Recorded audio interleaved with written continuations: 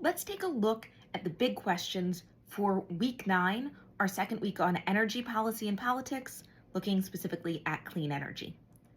So our first big question is, what is clean energy? And what are the different renewable energy resources? How has renewable energy consumption changed in the US and elsewhere over time? And to what extent and in what way does the government's policy affect the development and adoption of clean energy solutions? Finally, we also want to ask ourselves, what are the pros and cons of clean energy, and how do they complicate the politics of implementing these solutions? So we start this week by actually defining what renewable or clean energy is. And we're going to do this by looking at a National Geographic piece that has a discussion of 5 key renewable resources and defines these resources and gives us the pros and cons very briefly of each. It also talks about some less commonly discussed renewable resources. So we have these 5 key types of solar, and they talk about both active and passive capture, wind, geothermal, biomass. And biomass, it's important to remember, can also be considered a non-renewable or even dirty energy source, depending on its production and consumption. And finally, hydroelectric. It also talks about some of the less popular renewable energy resources, these newer ones that are just coming into development, like wave and tidal power and algal power, which uses algae as fuel. So this resource is really nice because in addition to the article, it also has a glossary of terms. Because as you've seen throughout this semester, we have to define our terms a lot of the time, right? We spent quite a bit of time discussing what polarization actually means and learning about that term. Now, with energy production, we have to define those terms, especially when we talk about renewable energy, which is not something we necessarily discuss on a daily basis.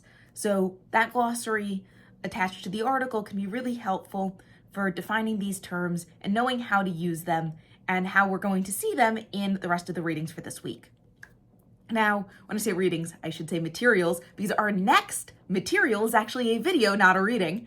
And it was produced by Vox, and it discusses the potential of clean energy in the US, but it notes that there's a big problem. The US isn't necessarily ready to go 100% clean energy. Why is this? Well, because renewable resources aren't evenly distributed and they're often hard to transmit, right? You can move gasoline across the country pretty easily, but you can't just move the wind or make the sun shine in a different place, right? So, in a climate in the desert, the more desert states like Arizona or New Mexico, those have quite a bit of sun. But New York, we know most of the winter, not so much sun. So we can't just move the sun, which means that we have to be able to move the electricity produced by the sun across the power grid. And our infrastructure, the power grid infrastructure in the US, is old and it's aging and it's not really equipped to cope with this type of large-scale movement of energy across the US. So we're going to have to make some major infrastructure upgrades in order to make the grid cleaner. Now, that means a lot of government involvement.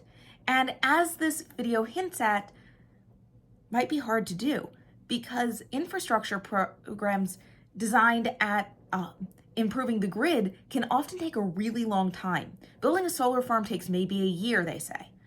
But upping the capacity of the grid to take the energy from the solar farm and move it where it needs to go might take as much as a decade, so 10 years. And the problem, as we know in politics, is you want results right away. You want to be able to say to voters, look what I did. And you can point to a solar farm and say, hey, look at that solar farm, look what I did. But you can't really point to a 10-year-long project and say, look what I did. Top that off, grid projects don't really have a thing you can point to because we assume the grid is there. We assume if we flip a light switch, we're going to have electricity. Our lights will turn on. So the grid maintains that, but we don't necessarily thank our politicians every time our lights turn on. But if our lights stop turning on, if the grid fails, we might then start blaming our politicians for not doing anything. So it can put politicians in a really tough place. They don't get a lot of political benefit for improving the grid, but they might ultimately be harmed politically by not improving the grid. So that may be enough of an incentive to get them to do things, but maybe not. So once we've sort of looked at these two more general materials, we're going to turn and look at two articles on wind energy. And these are both from NPR. The first one by Clay Masters is actually a 3-minute listen. It has an audio player, so you don't have to read it if you don't want. Of course, you can if you want to. And this one touches on a big federal tax credit that Congress recently approved for wind energy. And it mentions that this could really boost wind energy production. However, it also says that local landowners don't typically want wind turbines in their backyard, right? They are an eyesore potentially, and they can be loud. And there's a lot of misinformation, the article says, about the harmful health consequences of being near wind turbines. So this can put governments in a tough position, especially local governments who have to balance these federal incentives and local resistance to installing new wind turbines. The other NPR article actually reprints an Associated Press article, which is looking at the difficulty of building offshore wind farms right off the US coastline. And it talks specifically about a Danish company, Ørsted, which just recently canceled plans for building 2 wind farms off the New Jersey coast. And it cites Ørsted's as saying that basically the US market just isn't great for this because the costs are high for making these offshore wind farms, but generally electricity sells for pretty low, so it's not a great market incentive there. Also, there are a lot of political and sort of public hurdles to jump through. So in this case, New Jersey had actually approved a tax credit that would help Ørsted reclaim the tax benefits that the federal government offers theoretically to consumers, would allow Ørsted to basically keep that profit for themselves through this New Jersey action, this action that New Jersey was taking. Unfortunately, though, there was just a lot of resistance from other New Jersey politicians and big interest groups in New Jersey that just did not want to see the wind farms there. And many politicians were calling this a bad deal for New Jersey. And ultimately, Ørsted did cancel these contracts and will not be building wind farms off New Jersey. Now, they are not out of the U.S. market altogether. They are still building wind farms off the coast of several other eastern states. So this does not mean that the U.S. is just not going to go with offshore wind farms. It just means that maybe the regulatory climate, which is generally pretty tough as it is, might be enough of a hurdle that even with these tax incentives, businesses aren't always going to go for it. Now, we've looked at sort of general ideas about renewable energy and the grid, and we've looked at wind energy. We're also going to look at two different types of energy, solar and hydroelectric. We're going to look at these from the lens of the U.S. Department of Energy. They produced 2 short videos that basically talk about government incentives for using solar power and a infrastructure act that is going to help shore up hydroelectric infrastructure.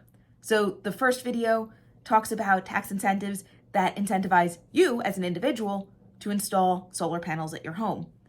And the second video discusses the history of hydroelectric power and this infrastructure in the US very, very briefly, and then discusses this new infrastructure bill that was recently passed that is helping shore up these dams because, as that National Geographic article tells us, dams don't have a particularly long usable life. It's only about 20 to 30 years. So many of our hydroelectric facilities are quite old in the US, and we need infrastructure investment to keep them running. So that's what this video is going to talk about. I did want to note that I don't talk about nuclear energy this week. We don't mention it, we don't read about it. That's because nuclear energy is a sort of weird one in that some people would say it's a clean energy source and some people would say it's a dirty energy source. There's not a lot of consensus on what type of energy we want to call nuclear energy. So we are not going to touch on it in either the dirty energy or clean energy discussions. But just know that nuclear energy is another possible source of energy and one that the US does rely on to an extent. Finally, there are two optional readings for this week. Both of them look at other national contexts. So in other words, countries that are not the US. Because as we're going to see as we start looking at climate change, this is not just a US problem, right? This is an international thing. And a global perspective can be really helpful in examining energy politics and, of course, global climate change. Our key takeaways for this week are that the federal government has many tools to encourage renewable energy use and production. One of those is tax credits that they can offer both businesses and individuals to encourage them to go green. Now, clean energy will involve investment in infrastructure improvement. The government has made some investment in this, but it's hard to find the political will, meaning the desire, to actually make these big changes. There are different types of clean energy, and these different types will require different regulations and different incentives. And this can be hard, if not impossible then, for politicians and the government to develop a single plan for increasing the use of renewable energy.